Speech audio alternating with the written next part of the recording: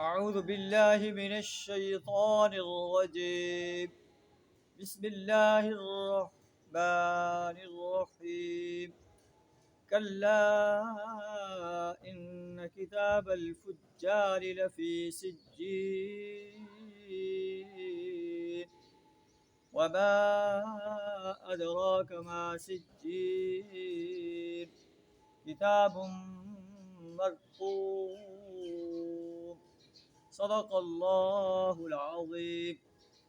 اللہ فرماتا ہے کہ جو لوگ دنیا کے اندر فسق و فجور میں مبتلا ہیں، کفر، شرک اور سرکشی اور بغاوت کے اندر مبتلا ہیں، یہ قیامت کے روز جہنم کی آگ میں جائیں گے. کلا ان کتاب الفجار لفی سجین، ہرگز نہیں، یقیناً بدکاروں کا نامہ اعمال قید خانے کے دفتر میں ہے. اور تمہیں کیا معلوم کہ وہ قید خانے کا دفتر کیا ہے؟ کتاب مرقوم، ایک کتاب ہے لکھی ہوئی. ویل ہے اس روز مکذبین کے لیے جو یوم جزا کو جھٹلاتے ہیں. اور یوم جزا کو نہیں جھٹلاتا مگر ہر حد سے تجاوز کرنے والا انسان، بدعمل انسان.